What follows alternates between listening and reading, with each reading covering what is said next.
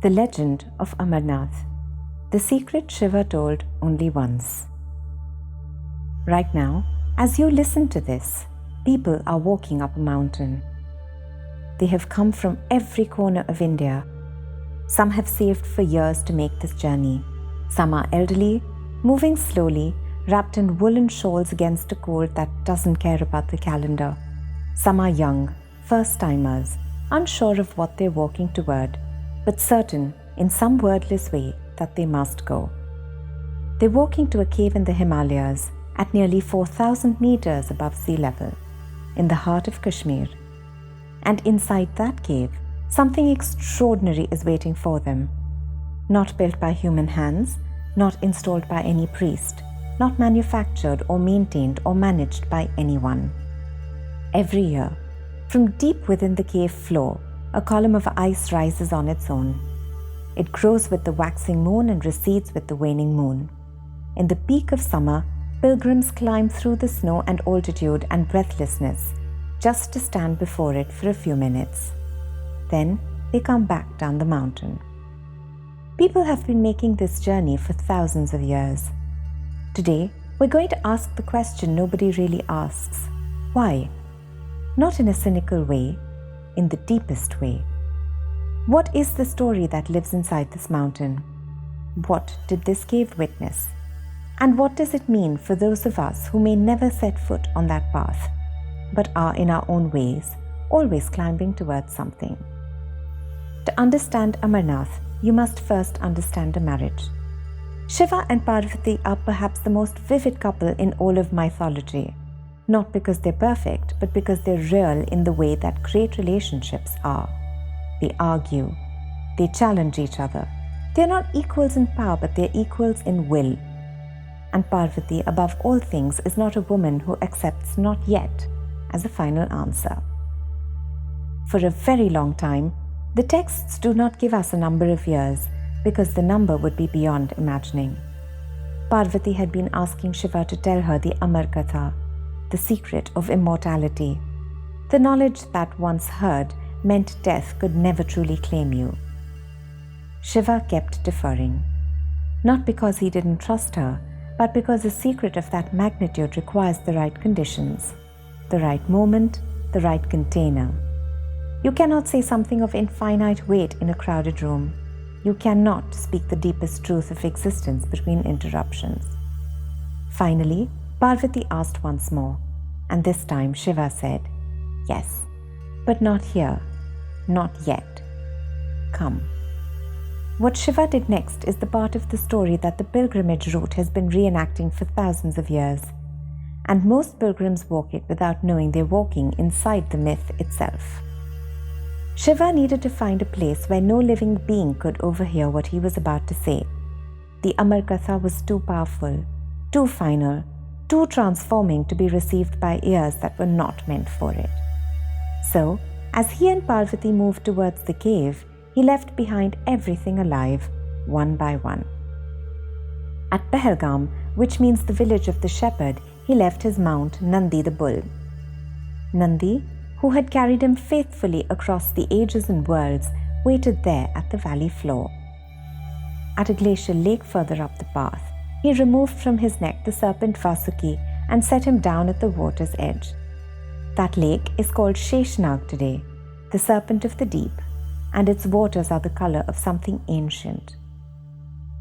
At the high pass called Mahagunas, he left his son Ganesha, the remover of obstacles left behind at the highest obstacle of the climb. At a place called Panchtarni, the 5 rivers, he shed the 5 elements themselves: earth, water, fire, air, and space. He arrived at the cave carrying nothing, no companion, no mount, no family, no element. Stripped of everything that constitutes a life in the world. Only then did he enter, only Parvati with him, and he sealed the cave. He checked every corner, he looked into every shadow, he wanted no witness. Then he began to speak. But there were 2 eggs in the cave. Tucked into a cleft in the rock, hidden by shadow, 2 dove eggs that had been there before Shiva arrived. Before he checked, and before he sealed the entrance. And as Shiva spoke the Amar Katha to Parvati in that sealed and silent space, the eggs cracked open. 2 doves were born into the sound of the secret of immortality. They heard every word.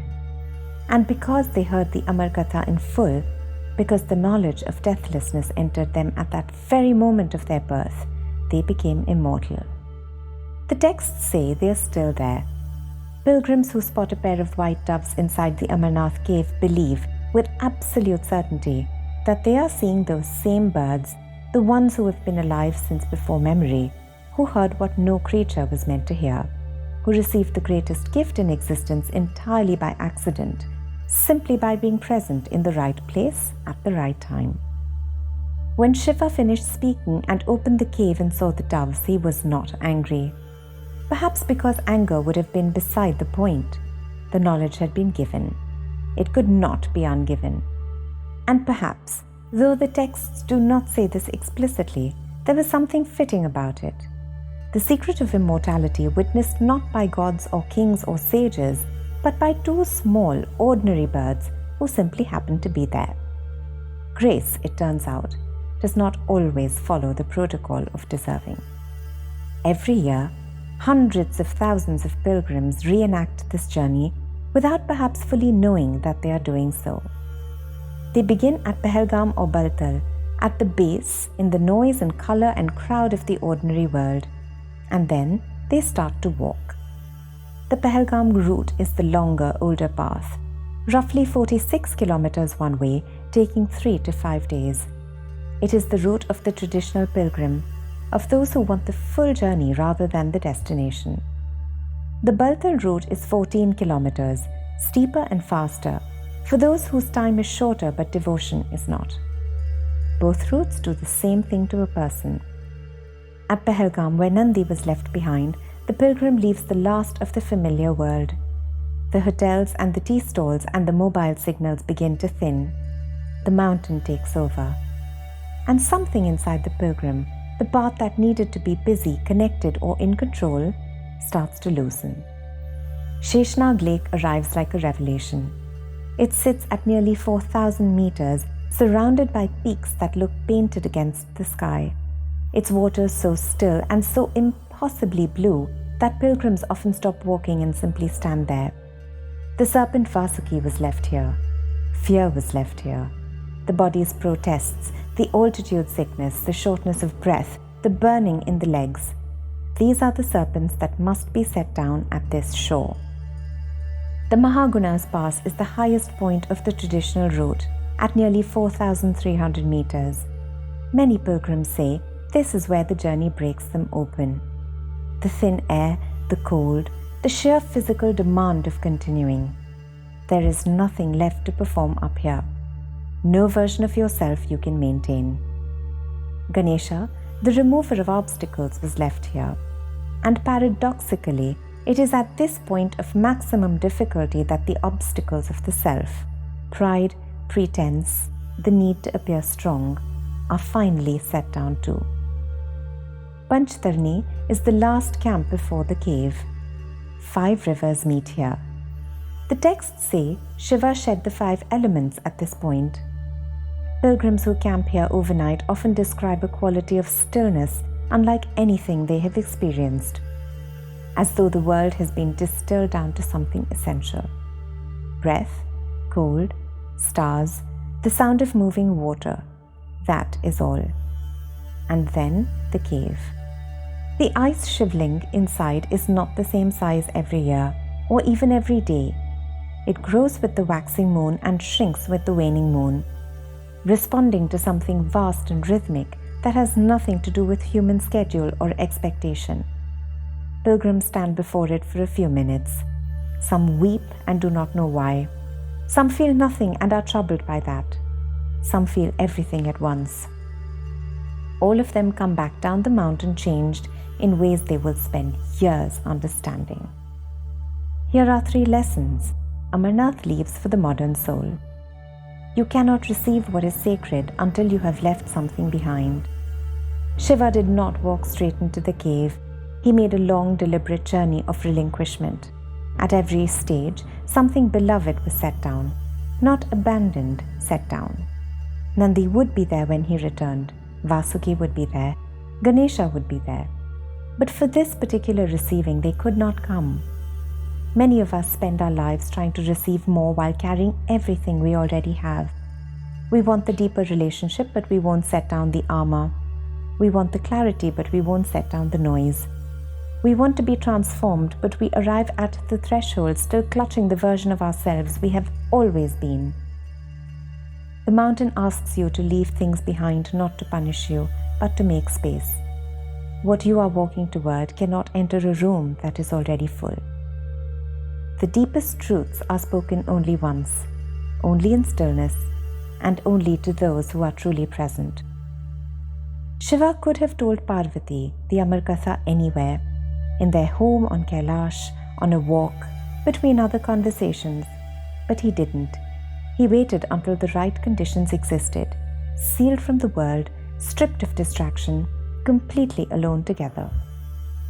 There are things the people we love most are trying to tell us when we never have heard, not because they haven't spoken, but because we were never truly still enough to receive. The sacred rarely shouts. It speaks once, quietly, in the sealed cave of a moment when everything else has fallen away. The question is whether we are present for that moment or still thinking about what we left at Pahalgam. Grace does not always follow the rules of deserving. The doves did not earn the Amar Katha. They did not perform austerities or make offerings or ask with folded hands. They were simply there in the right place with the right thing that was being said.